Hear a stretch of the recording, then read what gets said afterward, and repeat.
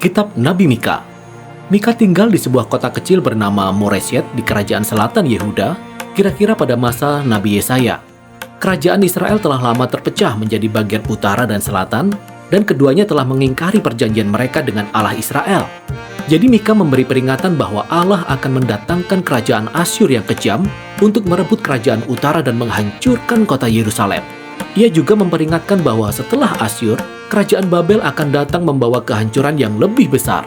Seperti semua nabi lainnya, Mika berbicara atas nama Allah untuk menyatakan kesalahan bangsa Israel. Atau seperti yang ia katakan di pasal 3, "Tetapi aku ini penuh dengan kekuatan, dengan roh Tuhan, dengan keadilan dan keperkasaan untuk memberitakan kepada Israel dosanya." Jadi sebagian besar kitab ini membahas tuduhan-tuduhan Mika dan peringatan-peringatannya tentang penghakiman Allah atas Israel. Namun Mika juga memberitakan pesan pengharapan yang berlawanan dengan peringatan-peringatannya tentang pemulihan yang akan Allah kerjakan selain daripada penghakimannya. Dan jika kita pelajari kitab ini lebih dalam, kita akan melihat bagaimana hal ini terjadi. Jadi dua bagian pertama dari kitab ini memaparkan semua tuduhan dan peringatan Mika terhadap bangsa Israel dan para pemimpinnya. Bagian pertama diawali dengan uraian puitis tentang Allah yang menampakkan dirinya kepada bangsa Israel, seperti yang ia lakukan di Gunung Sinai, dengan api, asap, dan gempa bumi.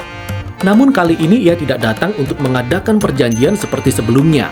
Ia datang untuk menghakimi bangsa Israel yang sudah memberontak selama lebih dari 500 tahun. Selanjutnya Mika menyebutkan nama semua kota di Israel yang mempelopori pemberontakan mereka. Allah datang untuk menghukum mereka, tapi mengapa? Nah, Mika berselisih dengan para pemimpin Israel. Ia berkata mereka menjadi kaya dengan mencuri dan karena keserakahan mereka. Mika menyinggung tentang kisah Raja Ahab yang mencuri kebun anggur milik keluarga Nabot di 1 Raja-Raja pasal 21. Dan juga karena nabi-nabi Israel telah menjadi jahat. Mereka suka menawarkan janji-janji perlindungan Allah kepada siapa saja yang sanggup membayar. Tidak, kata Mika. Allah telah mencabut perlindungannya dari bangsa Israel. Dalam tuduhannya yang kedua, Mika menjelaskan lebih lanjut bagaimana para pemimpin bersama nabi-nabi Israel melakukan banyak ketidakadilan. Mereka mengelola tanah dengan menerima suap dan membengkokkan keadilan untuk menguntungkan orang kaya, sehingga orang-orang miskin kehilangan tanah mereka, keamanan mereka, dan juga pengharapan mereka. Dan semua ini merupakan pelanggaran atas hukum Taurat yang melarang mereka menjual tanah milik keluarga, bahkan ketika mereka jatuh miskin. Maka kita bisa melihat bahwa penghakiman Allah akan datang berupa bangsa yang kejam yang akan merebut kerajaan utara dan kota Yerusalem, serta bait sucinya yang akan hancur menjadi reruntuhan. Nah, ini adalah peringatan yang sangat keras, tetapi bukan akhir dari segalanya.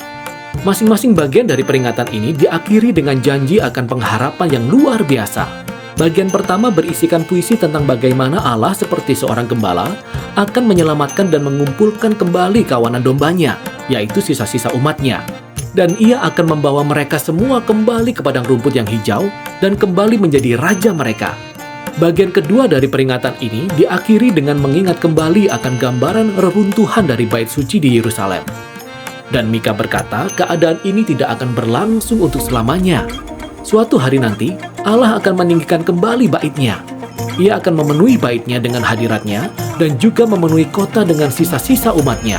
Jadi Allah bertujuan untuk menjadikan Israel tempat pertemuan langit dan bumi, sehingga semua bangsa akan datang berduyun-duyun ke Yerusalem, di mana Allah menjadi raja atas segala bangsa, membawa perdamaian di bumi. Kedua puisi penutup yang penuh pengharapan ini sangat luar biasa. Dan bagian berikutnya dari kitab ini melanjutkannya dalam bentuk rangkaian puisi yang dirancang dengan sangat indah. Semua puisi ini berisikan tentang pengharapan bagi bangsa Israel dan bangsa-bangsa lainnya di masa yang akan datang. Kita tahu bahwa setelah serangan Asyur, bangsa Israel akan ditaklukkan dan dibuang ke Babel. Namun dari sanalah, Allah akan memulihkan umatnya dan membawa mereka kembali ke tanah asal mereka. Kemudian kita juga melihat bahwa di Yerusalem baru, seorang Raja Mesias baru akan datang dari garis keturunan Daud. Ia akan lahir di Bethlehem dan kemudian memerintah atas umat Allah yang telah dipulihkan di Yerusalem. Akhirnya dalam kerajaan mesianik Allah ini, sisa-sisa umat Allah yang setia akan menjadi berkat di antara bangsa-bangsa. Namun pada saat yang sama, Allah akan menegakkan keadilannya untuk terakhir kalinya dan menghapus kejahatan dari dunianya. Bagian terakhir dari kitab ini kembali mengulang pola peringatan yang diikuti dengan pengharapan seperti yang telah kita lihat di bagian-bagian sebelumnya. Mika kembali membongkar praktik-praktik kecurangan yang dilakukan oleh para pemimpin Israel, dan bagaimana kecurangan ini menghancurkan negeri dan juga rakyatnya. Demikianlah kata-kata Mika yang terkenal yang merangkum perintah bagi bangsa Israel untuk mengikuti Allah mereka. Hai manusia, telah diberitahukan kepadamu apa yang baik, dan apakah yang dituntut Tuhan daripadamu, selain berlaku adil, mencintai kesetiaan, dan hidup dengan rendah hati di hadapan Allahmu. Tetapi bangsa Israel tidak melakukan perintah ini. Itu sebabnya mereka akan hancur. Namun kitab ini diakhiri dengan satu lagi catatan mengenai pengharapan yang luar biasa. Bangsa Israel digambarkan seperti seseorang yang duduk sendirian dalam rasa malu dan kekalahan. Inilah gambaran yang lugas tentang kehancuran dan pembuangan bangsa Israel. Dan orang ini menunggu-nunggu belas kasihan Allah, dan ia memohon kepada Allah untuk mendengarkan dan mengampuni dia. Tapi mengapa? Mengapa Allah harus mendengarkan dan mengampuni orang-orang yang tidak setia dan memberontak ini? Nah, sang penyair memberikan dua alasan. Pertama, ia berkata karena karakter Allah. Siapakah Allah seperti engkau yang mengampuni dosa dan yang memaafkan pelanggaran? Ia tahu bahwa belas kasihan Allah lebih kuat daripada murka atau penghakimannya. Alasan kedua adalah karena janji-janji Allah. Kiranya engkau menunjukkan setiamu kepada Yakub dan kasihmu kepada Abraham sejak zaman purbakala. Inilah kata-kata terakhir dalam kitab ini, yang merupakan kiasan dari janji-janji Allah kepada Abraham dan keturunannya dalam kitab Kejadian, bahwa semua bangsa akan menerima berkat Allah melalui keturunan Abraham.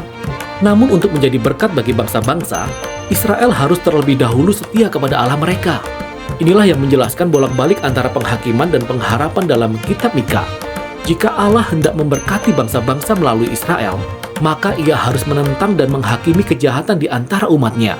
Namun penghakimannya menuntun kepada pengharapan. Karena kasih dan janji Allah lebih kuat daripada kejahatan manusia. Dan Allah tidak pernah bertujuan untuk menghancurkan, melainkan untuk menyelamatkan dan menebus umatnya. Atau seperti pada baris penutup dari kitab ini, Allah berkenan kepada kasih setia, jadi ia akan kembali menyayangi kita. Dia akan menghapus kesalahan-kesalahan kita. Dia akan melemparkan segala dosa kita ke dalam tubir-tubir laut. Demikianlah inti dari kitab Mika. Terima kasih banyak yang sudah subscribe, like, komen dan share, pasti banyak rejeki amin.